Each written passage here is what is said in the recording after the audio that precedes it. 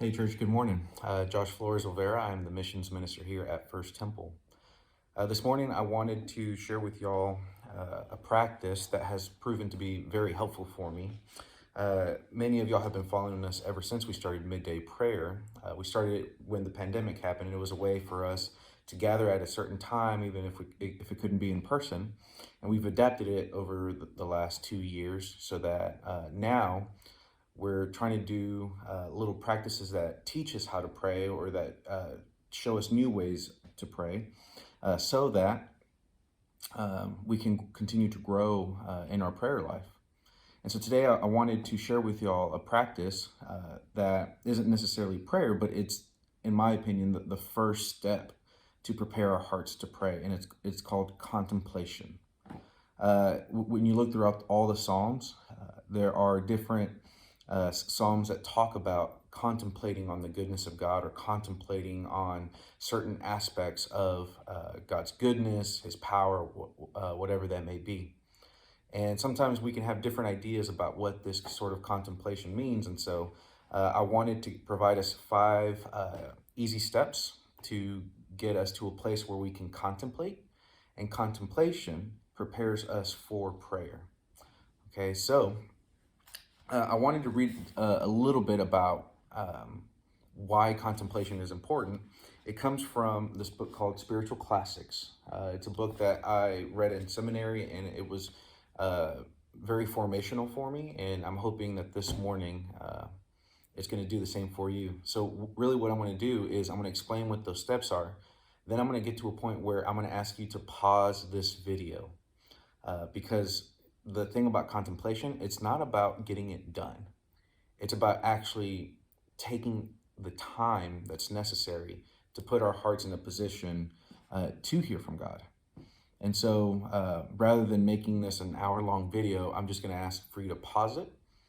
And then once you get to the point where you feel like you've gotten to that place that we'll talk about, you can hit play again and we'll finish reading a psalm, okay? So here is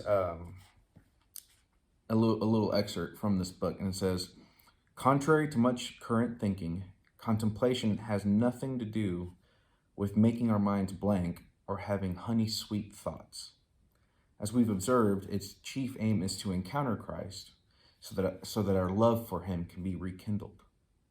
If this is to happen, we need to set aside uninterrupted time. All right, so that's number one. Step number one in contemplation is to set aside uninterrupted time. Now, I know for many of you, this is challenging, right? Like you have kids, you may be a single mother, you may be in a super busy season of your life. Well, that's one of the challenges, and that's one of the parts that forces us to grow. I know my dad, growing up, he would get up super early in the morning before any of us had woken up to get this uninterrupted time. And that may be a sacrifice for you, but I know that the Lord honors those kinds of sacrifices. So I'm going to continue reading, and it says, so such prayer begins, to borrow the imagery from John Donne, by tuning the instrument at the gate. So what he means by that is by preparing our hearts to pray even before we've entered our place of prayer. All right, so this precedes prayer. So we can do this while we tidy our room or drive home from work, because it is an attitude of mind and heart rather than activity. So that's the good news for those of you who feel like you're maybe too busy. The whole preparing your mind part. This can actually be done while you're driving home from work at 5 o'clock down 35. This can be done while you're cleaning your room or doing dishes. Because it's really what it is. It's mentally preparing yourself to contemplate. So it says, when we enter our place to pray, we need to give ourselves time to relax in God's presence. One of the best ways of doing this is to recognize some of the reasons why we are tense. Worry, pressure of things to be done, the quarrel we just had with our spouse or a colleague. However, it is impossible to contemplate until these pressures have been handed over to God. So here's step number 2. the good thing about contemplation, it's not about doing things right, okay? Oftentimes we think we need to do things the right way, or we need to say the right words, right? As if it's some formula or code that we need to crack, right? But the thing about contemplation, it's not about doing things right. It's about putting our hearts in a place for the right attitude. And then step number 3 is when you're in that place to begin to hand those things over to God. This might be helpful to do with a journal, right? To write down all the things that are worrying you. Any random thoughts that pop up, just write that down. That way, once you get to that place of prayer, all those things have already been put before God. So then it says, having transferred our burdens and having allowed the tensions to slide from us, as snow slides from the rooftops as it thaws, the next phase of prayer involves becoming aware of the presence of God. So that's step number 4. It's tune into his presence. And so you're like, so how do I do that? Well, here's the thing that we hold on to. It's that Jesus has promised that he will never leave us or forsake us. And we take time to tune into his presence. So I don't know what you're going through. I don't know what all is worrying you, what all is filling up your mind and thoughts. But here's the thing. If Jesus has promised us that he will never leave us nor forsake us, then the truth is he's somewhere there. We simply have to be aware of him. We have to tune into his presence. In the same way that we can't go anywhere without escaping gravity, or if we're outside, light seems to penetrate almost every place. No matter what we're going through in our life, Christ is there with us because he has promised us he will never leave us or forsake us. And so here he continues and he says, in the quietness, aware of his presence, we open our hearts to receive his love. The prayer is usually wordless and fed by a desire for him. This leads us to a place where instead of seeking God, we are found by him. We discover that long before we came to our place of prayer. This is really important. Long before we came to our place of prayer, he was seeking us. So he responds to our longing. That's incredible, right? That even when we just had the desire to pray, that already was God coming after us. And we simply had to slow ourselves down for God to find us as we find God. So here's a review of what we have covered, all right? So step number 1, set aside uninterrupted time. You may need to put away your cell phone, ironically, right? Even though you may be watching this from your phone or your laptop, whatever it may be. So set aside uninterrupted time. Remember, it's not about doing things right, but it's about putting our hearts and minds in an attitude that's ready to pray. Number 3, hand things over to God. Write it down. Just spend 10, 15, 20 minutes just telling God everything that's on your mind. Number 4, tune into his presence.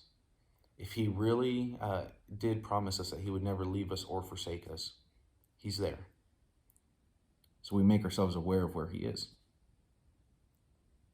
And then number 5, it's be found by him. See, one of the joys that you and I get is that we who have decided to follow Jesus, we have the Spirit dwelling in us. So he dwells there, and because he dwells there, it brings our hearts back to him when we feel like we are maybe far from him.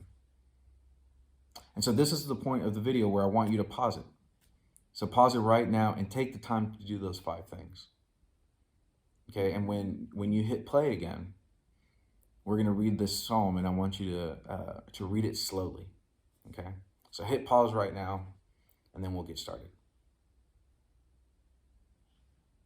Okay, so now that you're back, I want to read an excerpt from Psalm 119. Okay, and it's going to be different verses. It's going to be bouncing around, but it's verses 12 through 16, 23 through 24, 33 through 34, and 58. So here it goes. Blessed are you, O Lord. Teach me your statutes. With my lips I declare all the ordinances of your mouth. I delight in the way of your decrees as much as in all riches. I will meditate on your precepts and fix my eyes on your ways. I will delight in your statutes. I will not forget your word. Even though princes sit plotting against me, your servant will meditate on your statutes. Your decrees are my delight, they are my counselors. Teach me, O Lord, the way of your statutes, and I will observe it to the end. Give me understanding that I may keep your law and observe it with my whole heart.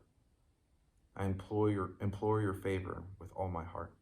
Be gracious to me according to your promise. Friends, I hope this is helpful for you. Much like any sport or skill that you and I can build up, this takes practice. This may have been very challenging, maybe even felt impossible for you. How are you going to get uninterrupted time with everything you got going on? Well, it takes practice. So be patient with yourself. Have grace on yourself. And continue to make it important to yourself. Maybe you need to go to bed earlier so you can wake up earlier. Maybe you need to not hit next episode on Netflix in order to have another 45 minutes. But either way, be kind to yourself. Be patient with yourself. And don't give up, because this is something that you practice and a habit that you build up. So friends, bless you. I hope that this is helpful. And I hope that this shows you that it's not about figuring out this secret code of words that you need to say to make God respond to you. But much like hanging out with your best friend or your spouse or your favorite person in the whole wide world, it's just about being with God and enjoying that love that he has for you and that you have for him, and just enjoying that. It's being with God. That's much of a prayer. Our first step to that is contemplation. Bless you, and I hope you all have a wonderful Tuesday.